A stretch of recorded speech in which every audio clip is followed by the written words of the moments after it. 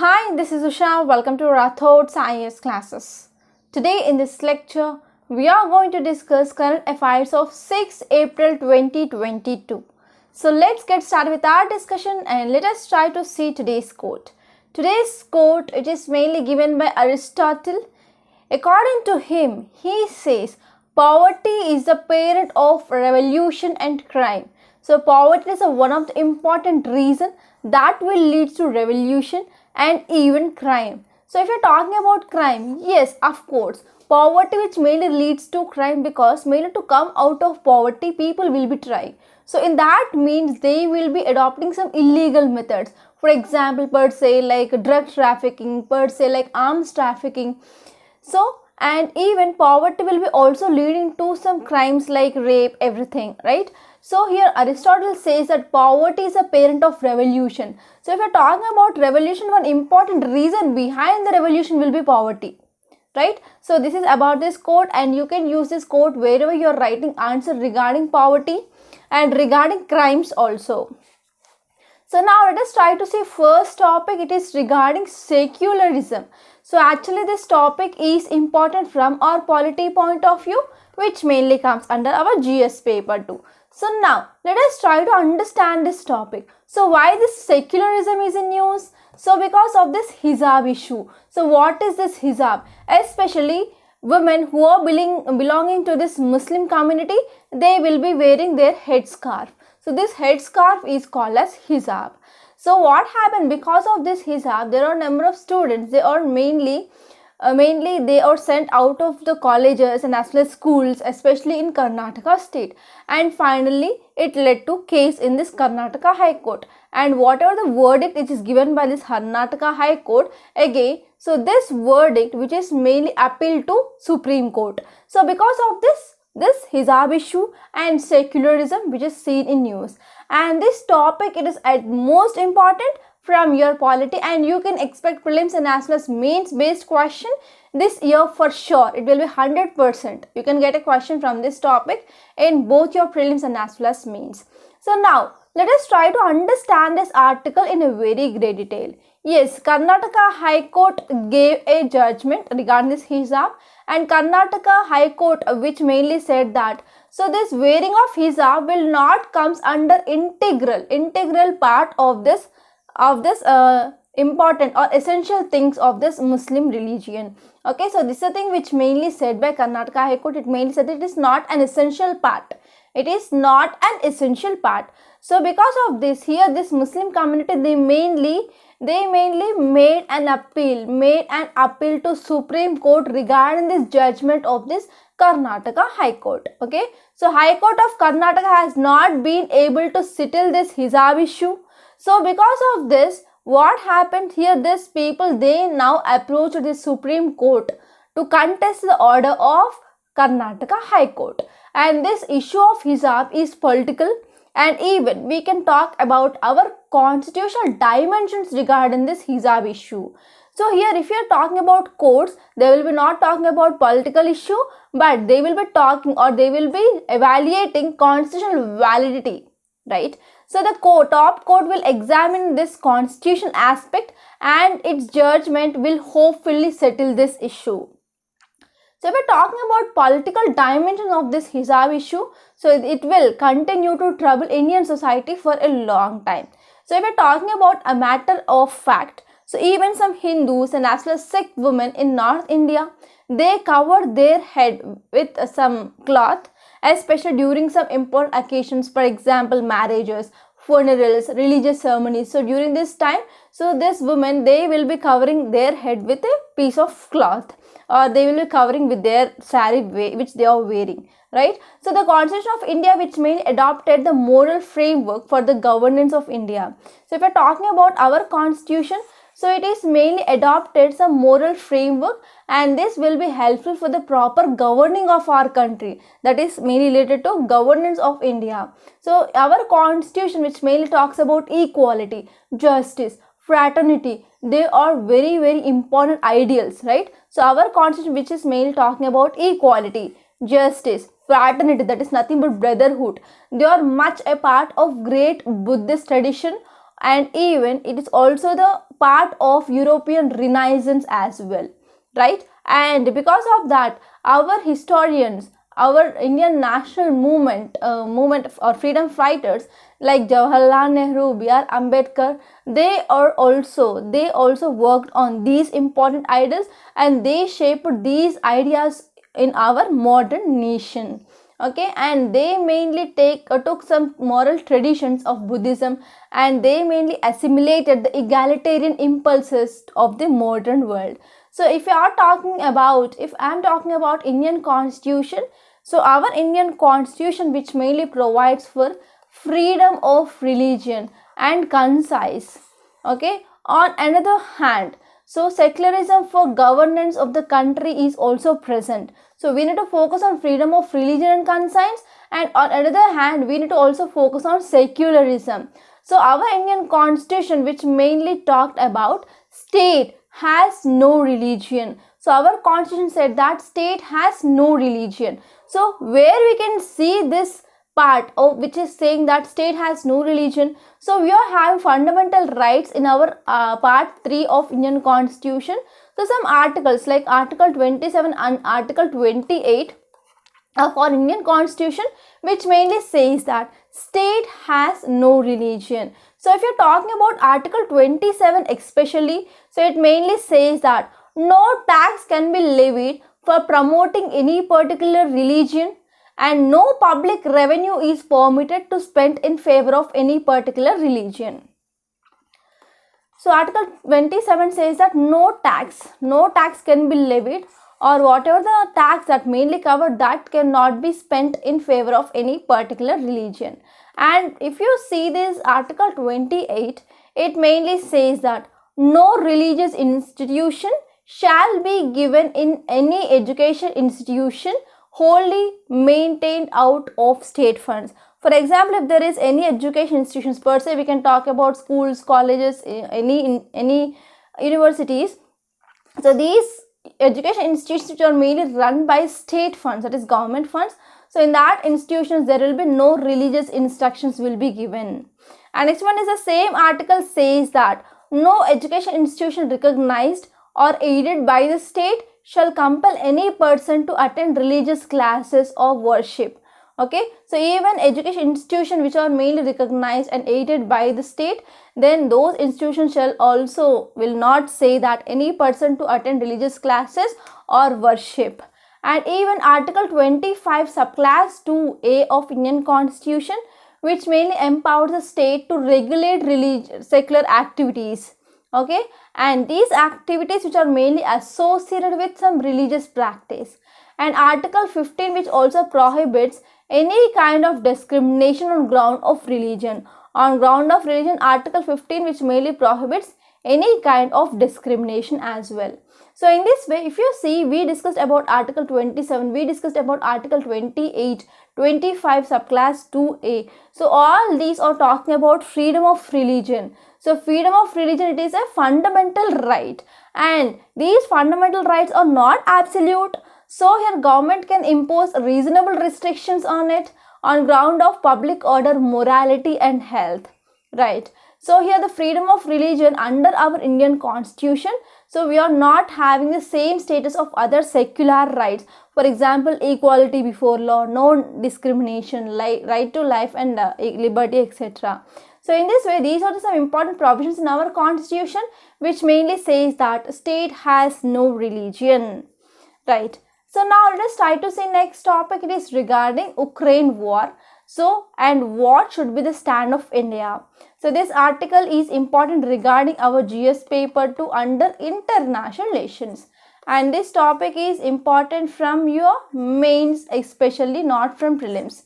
So now let us try to see this topic in a very great detail. So if we are talking about this article, which is mainly focusing on non-aligned democracy. For example, we can talk about non-aligned movement. So here, what is this non-aligned movement? During 1960s, when we entered into this Cold War-like situation, there were two power blocks that mainly established. On one side, we have USA, on another side, we have USSR. So India and some developing countries at that time, they said that we are not going to align either towards USA or aligned towards USSR, and we have different challenges that we need to face, like poverty, hunger, development. So we are going to focus on the challenges that the country which is mainly facing. So they are not going to join any group, okay, and this movement was called as non-alignment movement. Okay, so in the same way, in this Russia-Ukraine crisis, so here USA, European Union and some other countries, allies of this USA, they are on one side, and Russia and Russian allies, they are mainly present on another side. And if you're talking about India, so what does India stand? India, which is mainly moving towards this bloc or this bloc. So we need to think about the situation of India at present. So India want to become non-aligned here.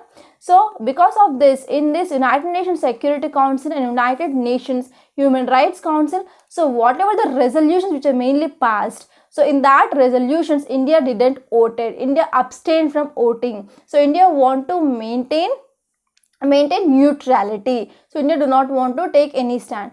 But from Russian side, we are getting many offers regarding the oil, right? So because of this, here already we made number of commitments regarding defense equipments from Russia. For example, Rafales, for example, S-400 missile system. And now Russia mainly offered some discount for this oil, crude oil. And actually, you know that we are facing crude oil prices, and there is increasing of price of petrol and diesel. Especially in our state, the petrol cost per liter had been more than 118 rupees per liter. So whenever this oil price which is increasing in the market, means what happened, that will lead to overall inflation. Okay, that will lead to increasing of goods and prices of goods and services in the market. So we need to take some steps, right? So, and we are mainly talking about this rupee ruble trade agreement or trade deal with Russia. So why we are talking about this rupee ruble trade? Because actually USA, which is mainly boycotted Russia from this SWIFT payment system. So because of this, here we need to go for any alternative. So at that time we tried about Chinese currency, but it is not much feasible. So now we are mainly talking about this rupee ruble trade between India and Russia. So this is a brief background that you have to know before understanding this topic. So now if you see introduction, so Russia-Ukraine war which is mainly going on, or Russia-Ukraine crisis which is going on. So what happened, it is now 40 days. So 40 days into war with Ukraine. So India's role appears to be more relevant than compared to that of other countries. Okay, so when we are comparing with the other countries, India's role is very much important regarding this Russia-Ukraine crisis. So this is one of the things which mainly evident from the stream of dignitaries from overseas from past 2 weeks. So from past 2 weeks onwards, the countries from the overseas, they are mainly highlighting the role of India regarding this Russia-Ukraine crisis. And most were from the countries that are part of US and European Union led sanctions regime against Russia. So what happened now? European Union and even USA and some countries which are allied towards this USA, they started imposing of sanctions on this Russia. So actually these countries which are mainly asking 3 demands from India. So first of all, India which is mainly absent from the voting in United Nations and even Human Rights Council resolutions. So here these countries which are mainly asking to change its vote at United Nations. So this is the first important thing. And next one is they are mainly requesting that India not accelerate its purchases from this Russia oil. Okay, whatever the Russia which is offering discount for India, so India should not buy this oil from this Russia. And third important one is they are mainly saying to discourage India from using this rupee ruble in national currency based payment mechanisms. Okay, so whenever we are going for this rupee ruble national currency payment, then that will be also decreasing the power of US dollar, right? So these are the 3 important demands from these countries. So here the message which mainly got very much sharper, and the message which mainly became very much public, because we are going to have a meeting between India and as well as Russian foreign minister. Right, and not only this, we are also going to have meet with USA as well, and we are going to have our external affairs minister and defense ministers 2+2 meet, and even in that meet we are going to talk about possible waiver of this CAATSA sanctions against India when we are going for purchasing of this S-400 missile system. And US also very much keen mainly to squeeze this Russia from the multilateral stages, and USA want to exclude this Russia from this G20 summit this year. Okay, and also to suspend this Russia from this Human Rights Council.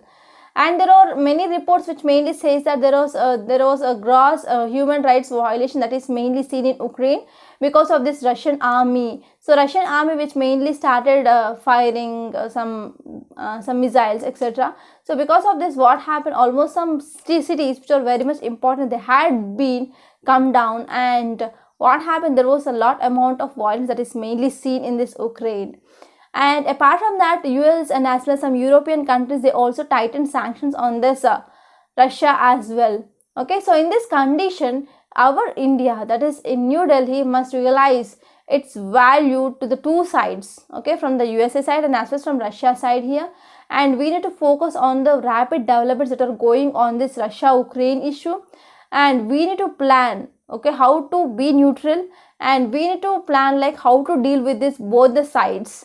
Okay, so this is about this topic. And now let us try to say next topic. It is regarding recombinant variants. So actually this article which appeared in our Sunday's newspaper. So now once again let us try to discuss this topic. It is important from your GS3 under your science and technology. So now let us try to see this topic in a very great detail. So if you see context, why it is in news, WHO, that is World Health Organization, which mainly came up with emergence of new variant. It mainly says that there is emergence of new variant of SARS coronavirus, and the name which is given is XE. XE, it is a new recombinant SARS coronavirus which is mainly found.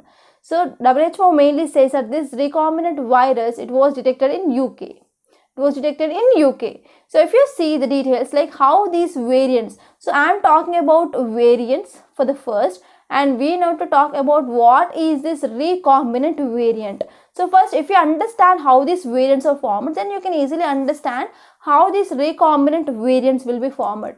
So whenever SARS coronavirus, which is mainly transmitting from one person to another person, actually this coronavirus, it is a RNA, ribonucleic acid based virus. So in viruses, we can see the genetic material will be either RNA or DNA, and this coronavirus, which is mainly having this RNA as a genetic material.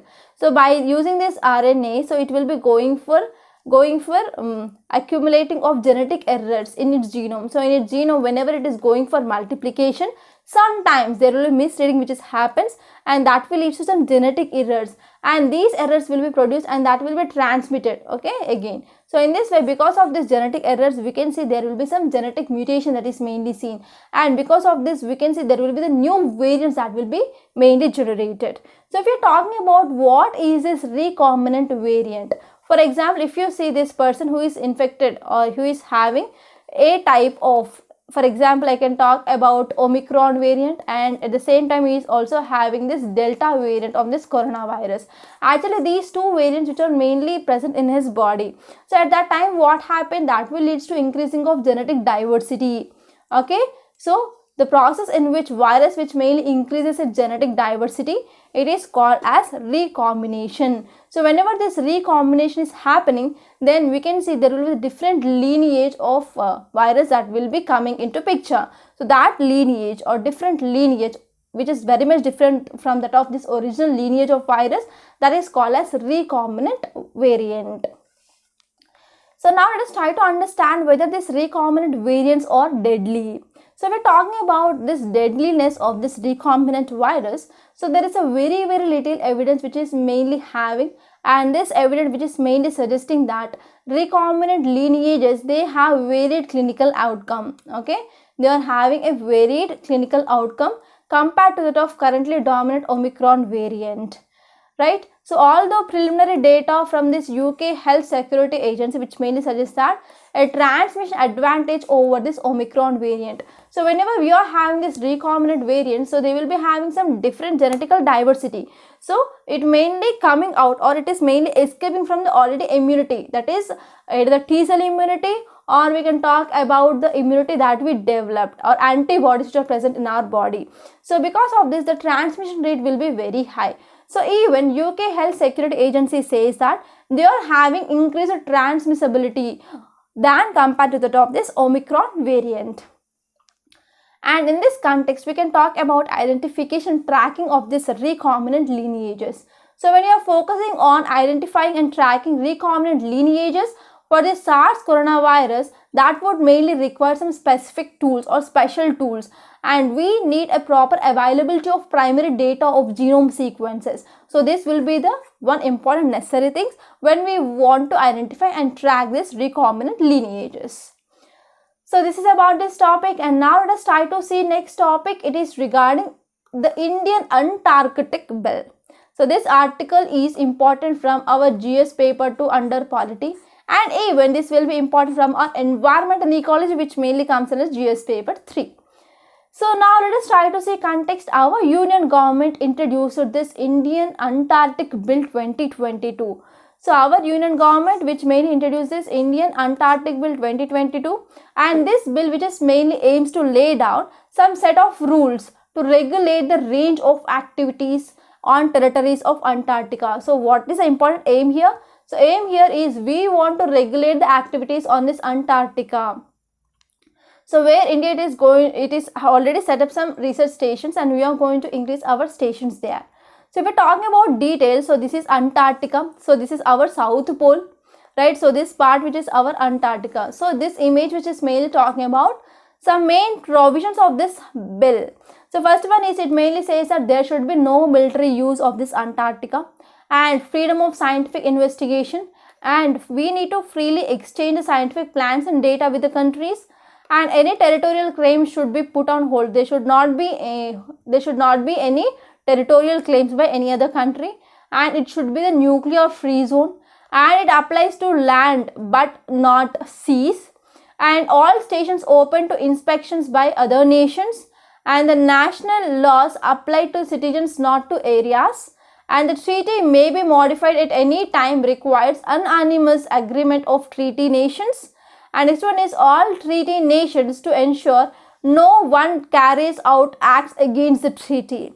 So these are some important main points of this Antarctic treaty. Okay, so I'm talking about this Antarctic treaty. So these are some important points. We should not use this Antarctica for military purpose, and it should be free for scientific investigations, and there should be no claim of areas by any country. And next one is it should be a nuclear free zone, and whatever this treaty is, that this treaty will applies to land but not the seas, and all stations which are present here, there are different countries, they came up with establishing of stations, and these stations they need to be open free for inspections by other nations as well. And the national laws which mainly applies to citizens, not to the areas, and this treaty may be modified at any time, okay, at any time, and it requires anonymous agreement of the treaty nations. That means, so which are the countries that are part of this treaty, they need to give their permission, and all treaty nations need to ensure that no one will going to carry act which is mainly against the treaty. So these are some important main points of this Antarctic treaty. So you can get some questions regarding this Antarctic treaty in your mains and even in your prelims. So I discussed that. And now let us try to see some key provisions of the bill. So first one is regulate visiting. So this bill which mainly listed to strict guidelines and the system of permits. So if any committee which want to set up, or if any individual if they want to go for this Antarctica, they need to take permit. Okay, and the bill which has provision to establish a committee on Antarctic governance and environmental protection. So this committee will be monitoring and implementing, and they will be ensuring compliance with relevant international laws, and as well as emission standards and use of and the rules of protection. And next one is protecting mineral resources. So this bill which mainly further prohibits the drilling, dredging, evacuation or collection of mineral resources in this area. Okay, they can do only for the scientific research. And next one is protecting native plants. So here this area which is having a very cool temperature, and we will be having influence of sunlight that is seen high here. So why influence of sunlight? Because actually you know that earth which is mainly tilted, and it will be revolving on this tilted axis. So these polar regions, they will be getting 6 months of sunlight and 6 months of darkness. So because of this, here whatever the plants which are present, or whatever the animals or flora or fauna that is present in this area, that need to be protected. So there will be strict prohibition of damaging of these native plants by using this flying or landing helicopters, or any operating vessels. They should not disturb the birds and as well as seals which are present here. Right, and next one is prohibition on introducing birds not native to Antarctica. So we should not take any plant or any microorganisms or any animals which are not at all native to this Antarctica. Okay, so whenever there is any violation, that will leads to imprisonment and severe penalties will be there. And if you're talking about provisions of Indian tour operators, so this bill also provides for Indian tour operators to be able to operate in Antarctica after acquiring a permit. So after getting permit only they can allow Indian tour operators. And next one is, already there are 40 permanent research stations that is seen in Antarctica. So out of this, if you are talking about India, so Bharati and as well as Maitri are present. And if you are talking about Antarctic Treaty, so India is already signatory of this Antarctic Treaty, and actually it came into force in 1961. So there are about 54 signatory countries and 29 consultative status. They have given the voting rights. Okay. So now let us try to see next topic. It is regarding no quota without quantifiable data. So it is talking about reservation for this 1 year community of Tamil Nadu. So this topic is important from your GS paper to under polity. So now let us try to discuss this topic in a very great detail. So if you see context, it mainly says that on March 31st, Supreme Court upheld the judgment of Madras High Court. So Madras High Court squashed 10.5% of reservation for this 1 year under this most backward community. So actually these 1 years are belonging to this most backward community in Tamil Nadu. And what happened under this most backward caste and as well as denotified communities Act of 2021. So under this act, 10.5% of reservation which is provided for this 1 year community, and Madras High Court which mainly squashed this reservation, and this case went to Supreme Court, and Supreme Court also said that whatever the thing which is mainly done by this Madras High Court is well. So here we can say that Supreme Court which mainly upheld the judgment of this Madras High Court regarding squashing of 10.5% of reservation for this 1 year. So now let us try to see some details. So Madras High Court recent verdict of squashing this 10.5% of special reservation for this 1 year community. So overall they are providing 20% of reservation for this most backward classes and denotified communities quota. So out of this 10.5% of reservation that is given alone for this 1 year. Right. So this act which is mainly squashed by High Court and as well as Supreme Court. And here they mainly say that there is no study which had been done to collect the quantifiable data regarding representation of this 1 year in the education and as well as employment. So without proper data, how can they go for reserving 10.5% for these people? So this is the one question. So the State Backward Caste Commission which mainly came up in year 2011, and the data which is mainly based on this 2011 here. So here this report of this Backward Caste Commission which mainly justified that 69% of reservation for this BC and as well as most backward classes and denotified tribes and as well as SC and ST under this 1994 Act did not give any community wise breakup. Okay, so they didn't give the data regarding community wise. Okay, so because of the Supreme Court now said that without proper data there will be no reservation for so and so community. Okay, so for this state government need to come up with a commission and they need to study and they need to compile the data, and finally they need to talk about reservation for this community. So this is the thing which mainly said by Supreme Court. And now let us try to see next topic. It is regarding Mulla Periyar Dam. So title says let dam committee continue for a year. So this article is important from your GS paper 2 regarding polity, and even we can talk about GS paper 1 under geography as well. So now let us try to see context. So if you see context, it mainly says that Center suggested the Supreme Court to let this Mulla Periyar Dam Supervisory Committee to continue for a year. So Center mainly suggested Supreme Court that this Mulla Periyar Dam Supervisory Committee, it is going to continue for a year. So by the time National Dam Security Authority under the new Dam Safety Act will be functional. So till this National Dam Safety Authority, which is going to function. Till then we are going to continue, or we need to continue this Mullaperiyar Dam Supervisory Committee for a year. So this is a thing which mainly recommended by center. So if we are talking about some details of this issue, so Mullaperiyar Dam, which has been one of the back of contention that is happening between this Tamil Nadu and as well as Kerala for a long time. So for a long time here between this Kerala and Tamil Nadu, there is some issue regarding this Mullaperiyar Dam.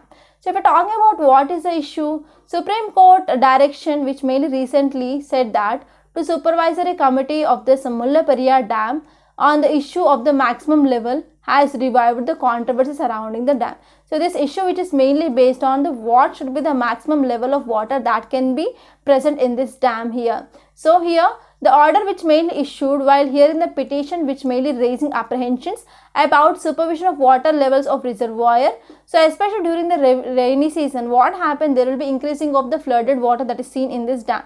So whenever there is high amount of water which is reaching this dam, means that will be leading to the damage for especially Kerala, because what happened, already this dam which is a very old dam, and whenever the age of this dam is increasing, we can see there will be the sedimentation that is seen at the bottom, and because of the sedimentation we can see there is less carrying capacity.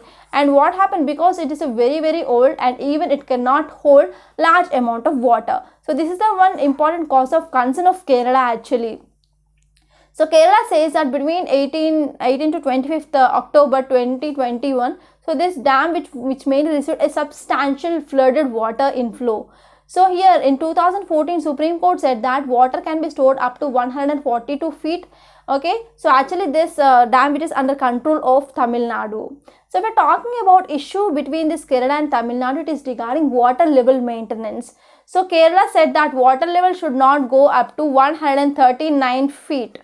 Okay, 139 feet. But Tamil Nadu says that yes, Supreme Court said in 2014 that we can maintain up to 142 feet. So this is the issue between this Kerala and as well as Tamil Nadu regarding water level in this dam.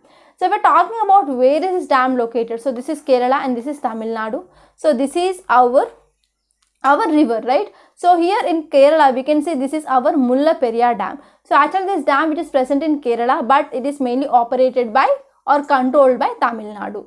So if you are talking about this dam, it is located in Kerala, but it is mainly operated by Tamil Nadu because of this Periyar Lake lease agreement which mainly done in 1886, and this lease it is for 999 years. So this agreement which was mainly signed between Maharaja of Travancore and as well as Secretary of the State for India for Periyar irrigation works. And actually this dam which was constructed in 1887 and 1895, constructed between this 1887 to 1895, and this dam which is mainly redirecting the water flow towards Bay of Bengal instead of this Arabian Sea, and because of this it will also providing some irrigation facilities for this Madras Presidency. And this dam which is mainly located on the confluence of this Mulayar and as well as Periyar river, so it is called as Mullaperiyar Dam. So I want to give you one main question for you to practice. The question here is, examine the Mullaperiyar Dam issue has become bone of contention between Tamil Nadu and Kerala.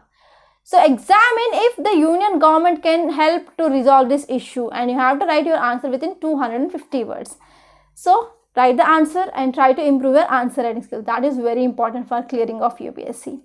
And now let us try to see yesterday's questions. So first question is regarding town planning of Harappa. So citadel was built on high podium. Yes, citadel it is mainly built on high podium of mud brick and it is located on east side, but it is located on west side. So first statement is incorrect. And the lower city which is mainly consists of residential area of rural and poor. Yes, so correct option will be 2 only. And next one is match the following Harappan town associate structures. So if you see Mohenjo-daro, you will be getting one important thing in your mind, that is Great Bath. So yesterday itself I said the answer, so correct answer is 4. If you know Mohenjo-daro, it is Great Bath, and you can easily see the correct answer here. And Harappa we can see series of granaries. So there are 12 granaries will be there and 6 in one row. Okay, and another 6 in one row. So Harappa it is famous for this granaries, and Dholavira it is for reservoir. So we can see reservoir in Dholavira. Actually, this is one of the prelims question that appeared in 2019, I guess. And we can see large tank in Dholavira, and Kalibangan we can see fire altars. So that option will be 4. And these are today's practice questions. The first one, it is regarding early Vedic period, and second one is regarding Janapadas and Mahajanpadas. So try to give me the correct option for these questions. And now let us try to see today's Hindu newspaper PDF. So before saying this, today Hindu newspaper PDF, I want to make a small announcement on this platform. So we in Rathod Science, we are coming up with mains answer writing course, and this course is of 1 year. And here we are giving you the weekly targets. So based on that weekly targets, daily one question will be given, and you are supposed to write answer, and you have to send your answer to our email ID so that there will be evaluation. And we also provide you one-to-one mentorship, and also we will be giving you model answer. And this course is excellent course, and it is absolutely improving your answer writing skills for sure. So to clear this UPSC, you need to have answer writing skills. Without answer writing skills, you cannot clear this UPSC for sure. So whether you started this UPSC preparation now, already you started and already you gave your attempts, so you have to focus on this mains answer writing. So I will strongly recommend you students to join this mains answer writing practice. So if you want to join this course, please text me on this number 8074765513, or you can make a direct call to this number and you can talk to me directly. So apart from that, we are also ready to launch this pen drive course for this entire foundational course of 2023, and the course, it is very affordable, and we are covering each and every topic in your syllabus from your mains and prelims point of view. So if you take this foundational course, then we will be providing you prelims test series of that year for free, and even we are going to provide you mains answer writing course of 1 year, which is free under this foundational course. So if you have any queries, so please call us on this number 8074765513. And now let us try to see today's Hindu newspaper PDF. Yes, this is our today's Hindu, and date is April 6, 2022. And this is Delhi edition. So I discussed regarding this Mulla Periyar Dam. So here you need to focus on what is this no trust or no confidence motion. And next topic here is I&B, that is Ministry of Information Broadcasting, which mainly blocks 22 YouTube news channels. So why 22 YouTube news channels? Because they are mainly spreading some fake news regarding sensitive issues which is related to national security and as well as foreign relations. So because of these 22 news channels which are mainly blocked by I&B ministry. And next topic is regarding Delhi Municipal Corporation Bill. So Rajya Sabha passed this bill. Okay. So if you're talking about this bill, so what is this MCD? So here Delhi Municipal Corporation Bill, it was Delhi's former municipal corporation. Okay. And actually this MCD. So this MCD, that is nothing but a formal municipal corporation which is mainly used to govern 8 to 9 districts. And now actually this 8 to 9 districts which mainly increased to 11 districts. So in 2012, this corporation was replaced by 3 new bodies, that is South Delhi Municipal Corporation, North Delhi Municipal Corporation, as well as East Delhi Municipal Corporation. And now this bill which is mainly talking to reunite all these 3. Okay, so this is about this Delhi Municipal Corporation Bill. And if you move forward, you can see some more important articles. You can leave the city page. Yes, here you can see 2 killed in landslides. So here I have to focus on this landslides. So what is this landslide? So landslide is mainly defined as a movement of mass of rocks or mass of debris that is mainly coming down the slope. And there are types of mass wasting.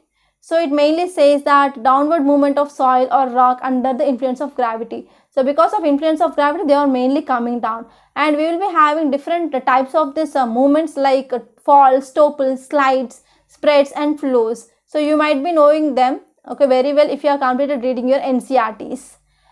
And if you move forward, you can see this editorial page. I discussed regarding this secularism, and there is one article regarding this Sri Lanka economic crisis. So already we discussed that topic number of times, and I discussed regarding this Ukraine war issue. And there is one article regarding making sports accessible for all. Okay, so this article which is mainly talking about persons with disabilities, they need to have an access to this sports, and even if you're talking about persons with disabilities, they will be also can participate in Olympics, that is called as Paralympics, right? And next one here is, there is one data point which mainly talks about corporate donations to political parties. So here we can talk about electoral bond scheme. So you have to revise that topic. And if you see this text and context, I discussed about this recombinant variants, I discussed about this Antarctic bill, I discussed about this 1 year community. And if you move further in this 11th page, that is nothing much important. And in this 12th page, you can see protect assets of COVID orphans. So because of this COVID-19, number of children, they lost their parents and their guardians. So because of this, now Supreme Court mainly directed district magistrates and as well as child welfare authorities to ensure that whatever the properties and assets of the children who are mainly orphaned by the pandemic, they should be protected. And many children, they lost their parents due to this COVID-19, and they suddenly died. They will be having some unfinished debt and mortgages and even other some financial commitments. So we need to take care of them. And even we can talk about this NCPCR, that is National Commission for Protection of Child Rights. That is very important. And in yesterday's lecture, we discussed about this IPCC report. And there is one article regarding this BrahMos sale to Philippines, a bilateral deal. Okay, so actually this BrahMos, it is a supersonic cruise missile. So it is mainly jointly developed by India and as well as Russia. So now we are mainly going for sale of this BrahMos missile to Philippines. Okay, so this is very much helpful for developing of good relations with Philippines now. And next topic is regarding ISRO to send a team to probe objects that fell from sky. So recently what happened, there is a meteor-like shower that mainly happened in Maharashtra. And after this meteor shower, the people from that local area, they found some objects like cylinder-like object, the person which he is holding. And they also saw like metal ring that is mainly seen in the open field in this Maharashtra. So because of this, now ISRO, which is mainly going to investigate regarding these objects, which might be the remnants of a disintegrated Chinese rocket. Okay, so this is about this thing, and you have to know about what is a meteor, meteoroid and meteorite regarding this topic. So that is important from your geography point of view. And if you see in this world page, you can see India should not raise Russian purchases. It is mainly talking about Russian defense system that we are purchasing, and even oil. And next article, it is regarding North Korea, which mainly threatens to nuke South if provoked. So here for the second time, she is actually sister of North Korean leader, that is Kim Jong-un. She mainly warned South Korea that if they are going for any provocations, they are going to attack this South Korea by using some nuclear weapons. So this is a thing. And if you move further, you can see one article in this business page, that is rural India will create 1.2 crore jobs in dairy sector. So actually, if you're talking about dairy, we can talk about cooperatives, which is very much successful. For example, Amul in Gujarat. And here you can talk about Operation Flood, which mainly led to increasing of milk production in India. And if you're talking about this sector, which also comes under agriculture and allied sector. So if you're writing any answer regarding this, what will be the opportunities of this primary sector, you can add this article as a case study, right? You can talk about this Amul cooperatives as well. Okay, so this is about this topic. And these are some important articles that appeared in this today's newspaper. I hope you enjoyed this lecture. Thank you so much, and please subscribe to Rathod's IAS Academy.